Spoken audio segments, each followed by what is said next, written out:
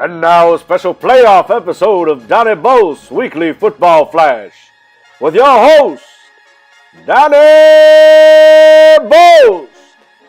We have arrived at the playoffs.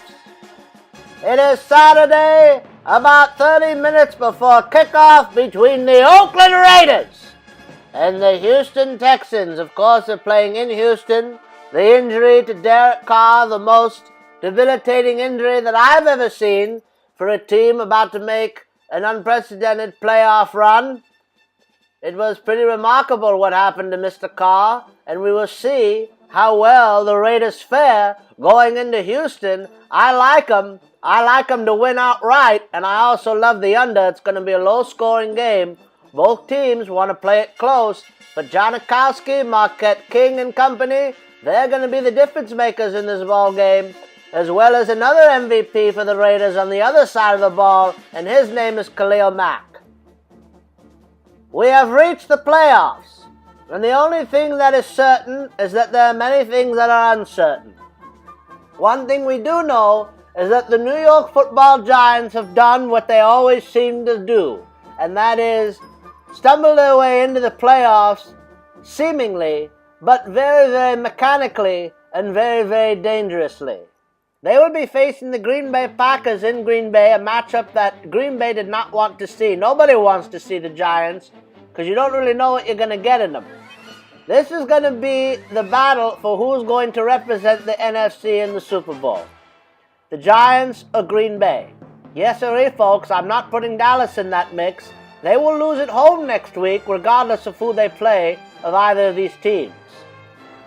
I do like the Giants to cover the 5 points in Green Bay. 44.5 seems like a fair bet for the over, and that's going to really be the game of the weekend, and of course it is the marquee game for television. Later this afternoon we have Detroit going in Seattle. Detroit sort of just happy to be there. Seattle favored by 8 points, even though they really don't have any business winning by that much. But they are at home, the crowd will be ready, and I think they will cover because Detroit just isn't prepared for this type of game yet. Miami at Pittsburgh rounds out the rest, and of course I've said it all season that if Miami did get to the playoffs, they would get blown out in the first round, and apparently Vegas agrees with me because this line has just done nothing but move in favor of the Steelers. It now sits at 11 points with a 45.5 over-under. I don't know what they think, who's going to be scoring all these points, but apparently they think somebody is.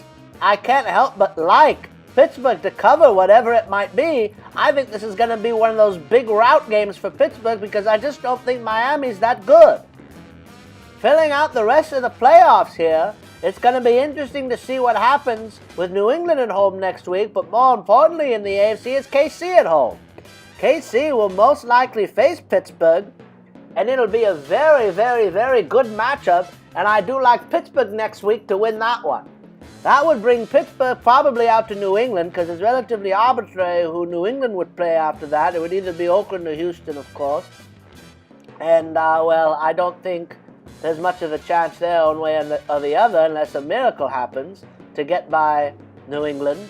And then it would be New England versus the Steelers in the championship game. And in that context, anything can happen, folks.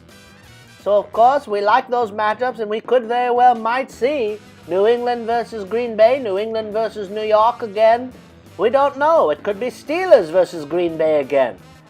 This just goes to show you that it's not luck getting into the playoffs. You have to be a great franchise, you have to be a great organization, and you have to be great all around in order to keep this kind of consistency and have that puncher's chance once you make it into the dance.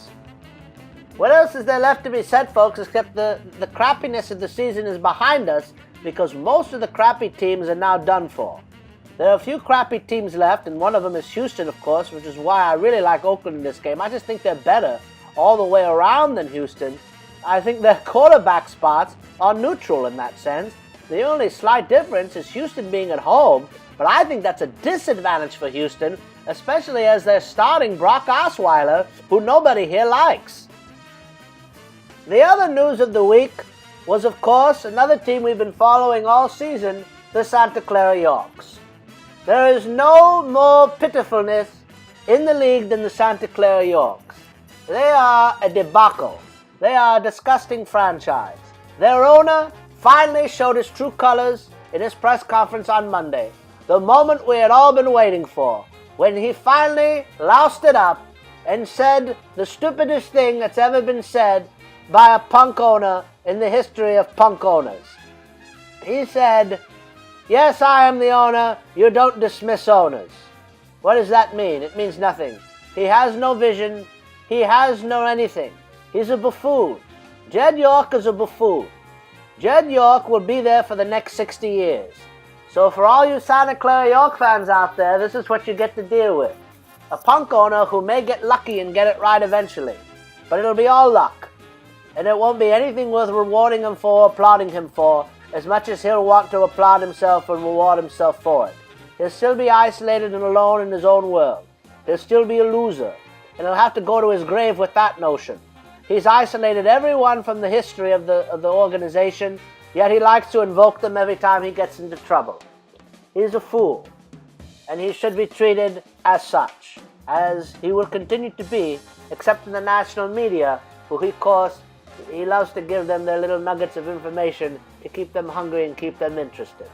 It's very silly. There's not much else to be said except the Browns have the first overall pick.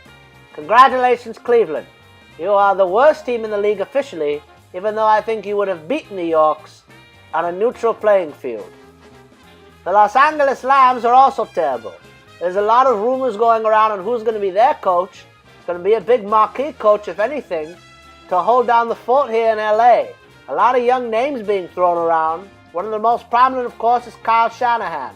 I think he'll go to Denver, and I think the young man McVay out of Washington is probably who's going to end up out there in the Yorks, unless they find something even more. That would actually be a good move for them, so I'm sure they'll find something else to ruin it. The Browns, for what it's worth, are still stable. Their coach, Hugh Jackson, will remain. Why wouldn't he? He's just getting started. Enjoy the playoffs, everybody! Enjoy the playoffs, enjoy the food, enjoy the beer, and enjoy what we hope to be, would at least be, finally for once all season, some decent quality football. We'll see you next week.